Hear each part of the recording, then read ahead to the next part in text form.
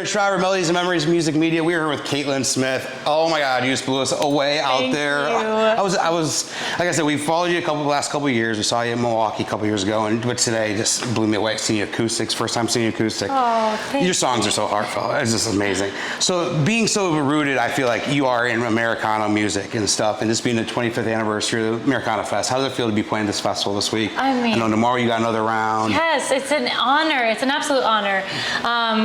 It's been a few years since I've played it, and so it just feels so good. And especially like today's round with it being with Brandy Clark and Sister Strings and Sean McConnell and Fancy. Like, it was literally my dream round. Oh, you guys all played off each other so well too out there. It's so fun, and it's like a community of like all my friends are playing this festival, so I'm like trying to see as many as I can while also juggling the kids. So I'm happy to be here. Same with us, trying to see everybody because we're from up north and just coming down and be able to try to fit it all in a couple days. So your latest single, Mother of Three, is deeply personal.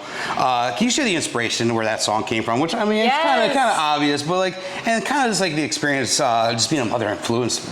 Like, how did that song come from? Totally. Well, I've had a lot of changes in my life, and at the end of last year, I parted ways with my record label, my management, and had a baby. It was all the things happened. Very overwhelming year. It's been an overwhelming year, but also I'm full of so much hope. I've been releasing music independently and really just like doing it my way, and I'm having so much fun. But I did hit a point in the spring of last year where I'm like, how do I keep pushing this boulder up the hill? Like, do I keep chasing this dream? And as I was wrestling with a lot of like, how do I keep the dream alive? The song kind of just came to me in the car. Like, I ain't got time for that. Whatever's going in my head, let me be. I got bills to pay. I got mouths to feed.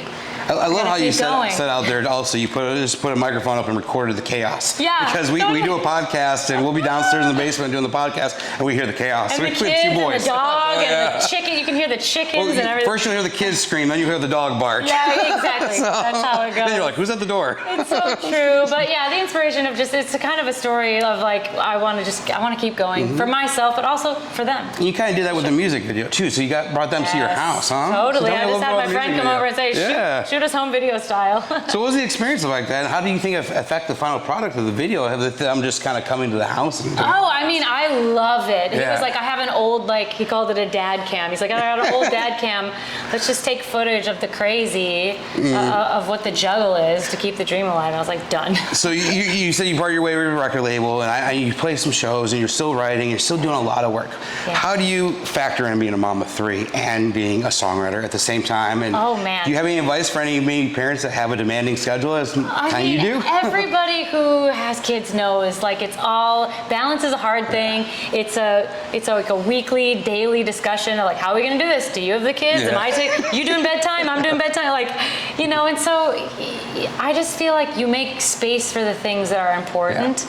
And so I don't have an answer. It's like something that I'm continually growing on. Sometimes I'm like, okay, I'm doing too much work. I gotta focus on the kids. And then I'm like, oops, I have 100 emails I have to get back to. So it's a constant battle. I don't have an answer, but you just try. That's why when we were emailing, you're like, sorry it took me so long to get back. I'm like, you're a mom of three boys. I know exactly, because she's a mom of two boys. So I know exactly what you guys are going through. She's a nurse, mom of two boys. It's crazy. It's wild. There's no advice. You just do it. Hold on, baby. I agree.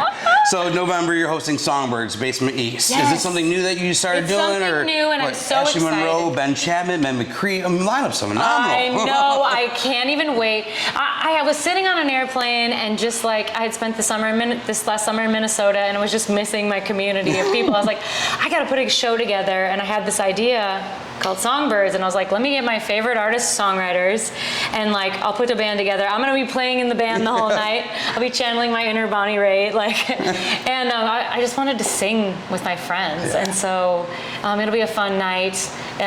Basement East, November 4th. Tickets are on sale now. So phenomenal. Make sure you get those. Especially Ben Chapman. He's a buddy of ours. So we just saw him yesterday. And he's unreal. You went to Peach Jam. Yes. That's amazing. Meg, it's going to be a Those two are modern day Johnny Cash and June. I was watching them yesterday interact with one another. She's just infatuated with him while she's singing. I love the connection they Her have. vocals are insane. I was just writing with her this week, and I got bit by a wasp. We were sitting there writing, and I was like, Well, your husband's your man too, correct? He's in my band too, yeah, that's totally. cool. And, it's Yeah. cool when you guys do stuff like that It together. is, It's it's so amazing.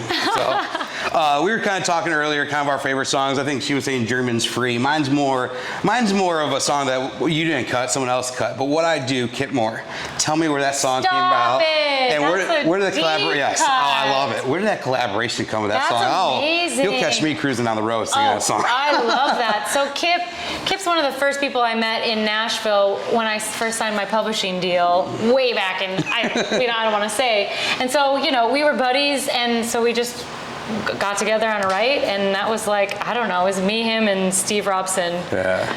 And he had just come off the road, and he's like, I got this idea, and then it all came together. I love it because I feel like he's one of the most underrated in the town. He's so good. He's so good. So with such a diverse profile of songs written for various genres and artists, how do you stay versatile and adaptive for your songwriting? I mean, writing with Miley, Kip, was John Ledge, and all these different artists that you have songs that are cut by. How do you stay versatile in that? Man, I am a big fan of a lot of different music, and one of my mentors, Don Schlitz, when I first moved to town, he took me under his wing and taught me so much about writing. Yeah. But one thing that he taught me was being a student of songs. Yeah. And so in order to be versatile, I listen to everything. I listen to all the new pop stuff, rock, folk, everything in between, because I just want to know what are people doing these days? And I think that helps. I don't know. I agree. I think that would help, but yeah. I love that though, just because you are. She's never heard your version of High with Miley, or Miley's version of it. So I played that earlier today, and just mind blowing. But it's cool. But I do gotta say, I learned something new out there today. So the chocolate bar thing, that was pretty cool. Isn't that funny? that's hell of marketing. The marketing was great. Yeah. So for High, we sent out a little box of chocolates of Delta 8s. Because it's legal. Yeah, we live in Illinois. I work at a dispensary in Illinois, so that was my part-time. It wasn't, yeah, exactly. And so it'd be like, great, this is High, but a lot of people did not read that they were Delta 8s. It was really beautiful packaging, and they didn't know. That's awesome. So I got so many texts that are I just got accidentally totally high. The time Caitlin Smith gets all in Nashville high. Sorry. People had to leave work, call ambulances. It was oh no. So wrapping up, what's next for you? What's next for Caitlin? What's coming in the rest of the year, maybe 2025? Any more shows, touring-wise, or albums? So I've got the Songbirds show coming up. I'm working on a big Christmas show that I do in back home in Minnesota, right? Yeah, Minnesota. And so that's keeping me busy. So, and I'm also working on new Christmas music and stuff for a new record for next year. Working lots on writing for other people, but then also pulling things together for myself and holding a baby while doing it. We're just doing it all. You're a juggling act. That is actually what I do. Guys, Caitlin Smith, check her out. Honestly, phenomenal voice, phenomenal songwriter. Just how authentic you are and raw with your music. It's how we were, like I said, blown away today. Just amazing. Thank you so much. Check her out.